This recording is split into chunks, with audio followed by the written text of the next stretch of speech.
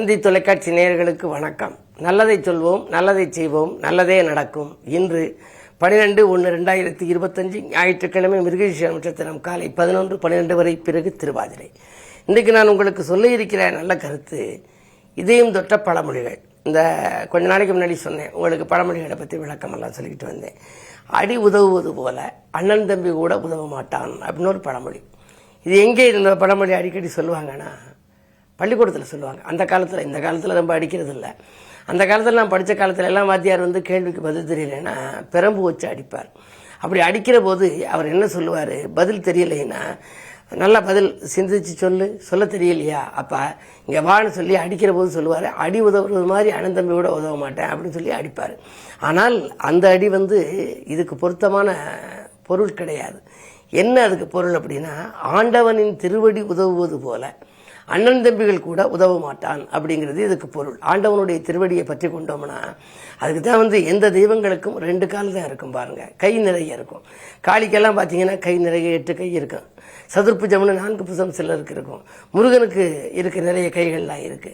அதே மாதிரி இந்த கைகள் நிறைய இருந்தாலும் கூட கால் 2 தான் இருக்கும் பாருங்க. 6 முகங்களும் 12 கரங்களும் முருகப்பெருமானுக்கு. ஆனால் கால் 2 எதுக்கு? பக்தர்கள் பற்றி கொள்ள 2 கை தானே இருக்கு. அந்த 2 காலையும் பற்றி கொள்ளணுமா. ஆகையினாலே தான் அடி உதவுவது ஆண்டவனுடைய திருவடி. நீங்கள் பார்த்தீங்கன்னா திருப்பதி போயிருந்தீங்கன்னா அங்கே திருமால் எப்படி வச்சிருப்பாருன்னா, எல்லாரும் அருளும் கரத்தை மேல் நோக்கி வச்சிருப்பாங்க.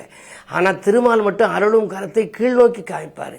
என்னுடைய திருவடியை நீ பணிந்தால் உனக்கு நல்ல அருள் மோட்சம் கிடைக்கும், நல்லது செய்வேன்னு சொல்லுவாராம். ஆகையினாலே அடி உதவுவது போல அண்ணன் தம்பி கூட உதவ மாட்டான்னா, ஆண்டவனின் திருவடி உதவுவது போல அண்ணன் தம்பி கூட உதவ மாட்டான்னு பொருள். அது மாதிரி முதலை கண்ணீர் வடிப்பது போலன்னு ஒரு பழமொழி.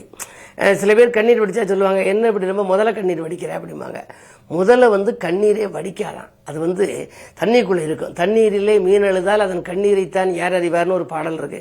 தண்ணீருக்குள் இருக்கக்கூடிய அந்த முதலைக்கு இமையே கிடையாதுங்கிறேன். அது பின்ன எப்படி அது கண்ணீர் வடிக்கிறத நினைச்சு இது மாதிரி பழமொழி வந்திருக்கும் அப்படின்னா, அதனால ஆராய்ந்து பார்க்கணும். முதலை கண்ணீர் வடிப்பது போலங்கிற கருத்து தவறு. முதலை இழந்தவன் வடிக்கின்ற கண்ணீரை போல. ஒரு பெரிய முதல் போட்டு ஒரு தொழில் பண்றான், லாஸ் ஆயிடுச்சு. அப்ப 24 மணி நேரமா அவன் ஒரு மூலையில் உட்கார்ந்து அழுதுகிட்டே இருக்கான்ல. அப்படி முதலை இழந்தவன் எப்படி கண்ணீர் வடிக்கிறானோ அது மாதிரி கண்ணீர் வடிக்கிறியே அப்படின்னு சொல்லுவாங்களாம். முதலை இழந்தவன் வடிக்கின்ற கண்ணீரை போலங்கிறது முதலை கண்ணீர் வடிப்பது போலன்னு மாறுபட்டு போச்சு. அதே மாதிரி இன்னொரு அற்புதமான பழமொழி, நார்த்தங்காய்க்கு போட்ட உப்பும் நாத்தனாருக்கு போட்ட சோறும் வீண் போகாது. நார்த்தங்காயில உப்பு போட்டு வச்சோம்னா எத்தனை நாளானாலும் அந்த ஊறுகாய் நல்லா இருக்கும், மணக்கும், வாசம் அடிக்கும். மோர் சோறுக்கு போட்டு சாப்பிடலாம். நாத்தனாருக்கு சோறு போட்டோம்னா நமக்கு பிரச்சனை வர்ற போது, கணவருக்கும் மாமியாருக்கும் பிரச்சனை வரபோது, கணவருக்கும் அதாவது அவங்க குடும்ப பிரச்சனைகள் வரபோது நாத்தனார் கொஞ்சம் கை கொடுத்து காப்பாற்றும், இல்லைன்னு நமக்கு சப்போர்ட் பண்ணுமா. ஆகையினால நார்த்தங்காய்க்கு போட்ட உப்பும் நாத்தனாருக்கு போட்ட சோறும் வீண் போகாது அப்படின்னு பழமொழி. இப்படி அற்புதமான பழமொழிகள் நிறைய இருக்கு. அவைகளை பற்றியெல்லாம் தொடர்ந்து இந்த தந்தி தொலைக்காட்சியிலே சொல்வேன் என்று சொல்லி இனி இன்றைய ராசி பலன்களை இப்பொழுது உங்களுக்கு வழங்கப் போகின்றேன்.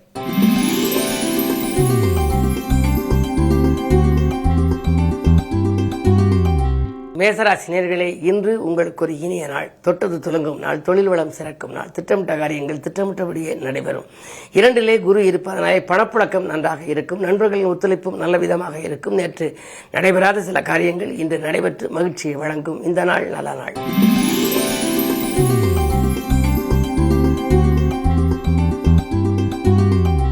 ரிஷபராசி நேயர்களே, உங்களுக்கெல்லாம் இன்று சந்தோஷம் அதிகரிக்கின்ற நாள். ஒப்பற்ற வாழ்வுமைய, உன்னதமான வாழ்வுமைய, உடன் இருப்பவர்கள் உங்களுக்கு ஒத்துழைப்பு செய்வார்கள். உங்களுடைய ராசிநாதன் சுக்கிரன் 10.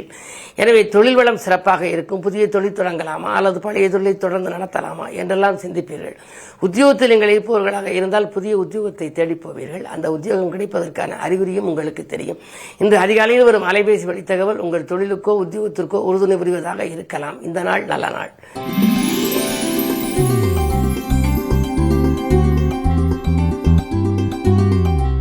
மிதுனராசி நேயர்களே, உங்களுக்கு தனாதிபதி சந்திரன் ராசியில். எனவே தனவரவு தாராளமாக வரும். நினைத்த நேரத்தில் செய்து முடிப்பீர்கள். எங்கள் உத்தியோகத்தில் கூட மேலதிகாரிகள் உங்களுக்கு இணக்கமாக நடந்து கொள்வார்கள். கேட்ட சலுகைகளை கொடுப்பார்கள். சொத்துக்கள் வாங்குவது பற்றிய சிந்தனை மேலோங்கும். விற்ற சொத்துக்களை திரும்பி வாங்கலாமா, இல்லை புதிய சொத்துக்கள் வாங்கலாமா, பூர்வீக சொத்துக்களில் உள்ள பிரச்சனை எப்பொழுது முடியும் என்றெல்லாம் சிந்திக்கின்ற நாளாக இந்த நாள் இருக்கின்றது. 2லே செவ்வாய் இருக்கின்றார். எனவே உங்களுக்கு உடன்பிறப்புகள் வழியே ஒரு நல்ல தகவல் கிடைக்கப் போகிறது. இந்த நாள் நல்ல நாள்.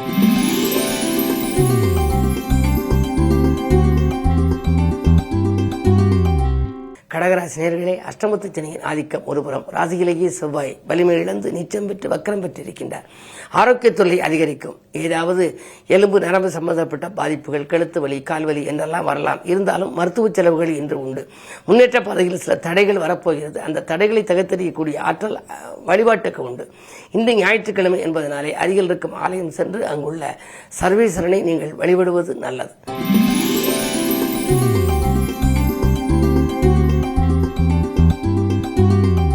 சிம்மராசி நேயர்களே, அஷ்டமத்திலே உங்களுக்கு ராகு, 7ஆம் இடத்திலே சனி. எனவே மன நிம்மதி உங்களுக்கு கொஞ்சம் குறைவாகவே இருக்கும். எதையும் திட்டமிட்டு செய்ய இயலாது. நினைத்தது ஒன்று நடந்தது ஒன்றுமாக இருக்கிறது என்று நீங்கள் சிந்திப்பீர்கள். அரசியல் களம் அல்லது பொதுநலத்தில் இருந்தால் திடீரென உங்களுக்கு பொறுப்புகள் மாற்றப்படலாம். தேவையில்லாத இலாகாக்களை கொடுப்பார்கள் மேலிடத்தில் இருந்து. குருவும் 10ல் இருப்பதனாலே பதவி மாற்றம் என்ற ஒரு மாற்றம் உண்டு. எனவே என்ன இருந்தாலும் நீங்கள் இன்று நிதானமாகவும் பொறுமையாகவும் இருந்து காரியங்களை செயல்படுத்த வேண்டும். அப்பொழுதுதான் ஓரளவேனும் உங்களுக்கு மகிழ்ச்சி கிடைக்கும். இந்த நாளை இனிய நாளாக அமைத்துக் கொடுக்க குலதெய்வ வழிபாடு உங்களுக்கு கை கொடுக்கும்.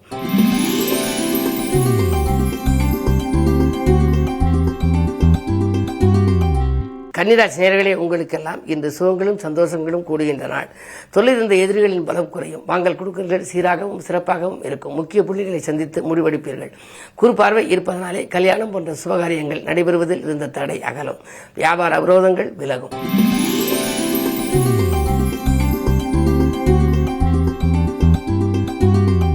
துலாம் ராசி நேயர்களே, உங்களுக்கு இன்று ஒரு அற்புதமான நாள். இடமாற்றங்களால் இனிமை ஏற்படுகின்ற நாள். நீண்ட தூர பயணங்கள் கூட உங்களுக்கு உருவாகலாம். பழைய வாகனத்தை கொடுத்துவிட்டு புதிய வாகனம் வாங்கும் முயற்சியில் ஆர்வம் காட்டுவீர்கள். பஞ்சாயத்துகள் உங்களுக்கு சாதகமாக முடியும். அரசல் புரசலாக இருந்த அண்ணன் தம்பிகள் உறவு இன்று ஒற்றுமைப்படும். அது மட்டுமல்ல, 3லே சூரியனும் புதனும் இருப்பதனாலே பொதுநலத்தில் இருப்பவர்களுக்கு நல்ல பொறுப்புகள் கிடைக்கும்.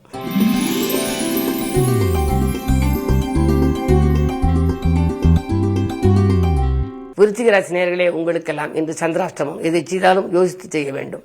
பொதுவாக இன்று வரவை காட்டிலும் செலவு கூடுதலாக இருக்கும். ஆரோக்கியத்தில் அக்கறை செலுத்துங்கள். அலைச்சலை குறித்துக் கொள்ளுங்கள். ஆகாரத்திலும் கட்டுப்பாடு செலுத்துங்கள். அது மட்டுமல்ல, பயணங்களை கூட ஒரு சிலர் மாற்றியமைக்க நேரிடும். என்ன இருந்தாலும் குறு பார்வை உங்கள் ராசியில் பார்ப்பதால் காரியங்கள் கடைசி நேரத்தில் கைகூடிவிடும். மலைபோல் வந்து துயர் பனிபோல் விலக வேண்டுமானால் குரு பார்வை தேவை. அது இருக்கிறது. எனவே இன்று ஞாயிற்றுக்கிழமை என்றாலும் கூட சிவனையும் குரு பகவானையும் வழிபட்டு வருவது நல்லது.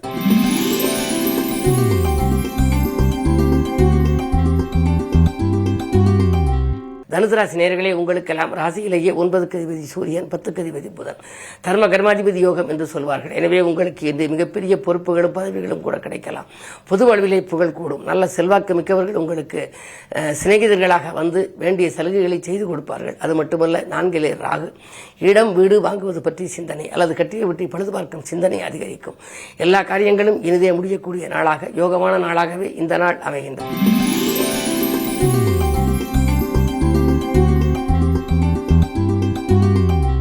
மகர ராசி நேயர்களே, குறுபார்வை உங்களுக்கு இருப்பதனாலே உங்களுக்கு தனவரவு தாராளமாக வந்து சேரும். தக்க சமயத்தில் நண்பர்கள் உதவிக்கரம் நீட்டுவார்கள். ஆரோக்கியம் சீராகி ஆனந்தப்படுத்தும்.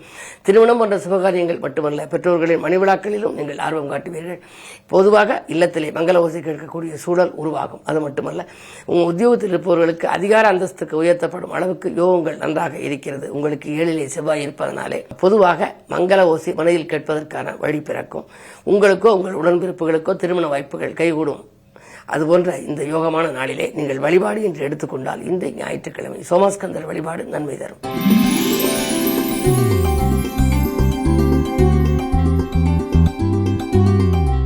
கும்பராசினியர்களே, சனி சுக்கிர சேர்க்கை. எனவே இப்படி இருப்பதனாலே ஆடை ஆபரண அலங்கார பொருள் வாங்கும் யோகம் உண்டு. வீட்டுக்கு தேவையான விலையுந்த பொருட்கள் அல்லது அத்தியாவசிய பொருட்களை வாங்கி குவிப்பீர்கள். அது மட்டுமல்ல, உடல்நலம் சீராகி உற்சாகப்படுத்தும். 4லே குரு இருக்கின்றார். தாய் வழி ஆதரவு உங்களுக்கு உண்டு. பெற்றோர் வழியில் உங்களுக்கு தொழிலுக்கு போதுமான மூலதனம் இல்லையே என்று கேட்டால் அவர்கள் உதவி செய்யலாம். அது மட்டுமல்ல, 2ல் ராகு இருப்பதனால் திரண்ட செல்வம் வரும் என்பார்கள். என்றைக்கோ வாங்கி போட்ட குறைந்த விலைக்கு வாங்கி போட்ட இடம் இப்பொழுது அதிக விலைக்கு விற்று அதிலும் லாபம் கிடைக்கலாம். என்ன இருந்தாலும் இன்று பொருளாதார பிரச்சனை அகலும். இருப்பினும் ஜென்மச்சனி என்பதனாலே ஓரளவு இனம் புரியாத கவலை இருக்கும்.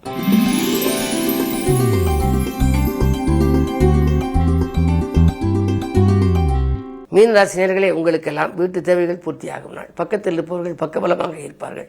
தொழிலை விரிவு செய்ய தொகை கேட்ட இடத்தில் உங்களுக்கு கிடைக்கும். ஆனால் சப்தமஸ்தானத்திலே கேது. வாழ்க்கை துணையால் சில பிரச்சனைகள் வரலாம். இருப்பினும் படித்து முடித்துவிட்டு வேலையில்லாமல் இருக்கும் வாழ்க்கை துணைக்கு நீங்கள் வேலைக்கு ஏற்பாடு செய்திருந்தால் நல்ல உத்தியோகம் கிடைப்பதற்கான அறிகுறி இன்று தென்படுகின்றன. அயல்நாட்டிலிருந்து ஆதாயம் தரும் தகவல் அதிகாலையிலேயே கிடைக்கலாம். இந்த நாள் நல்ல நாள். மேலும் விவரங்கள் அறிய தினத்தந்தி படியுங்கள்.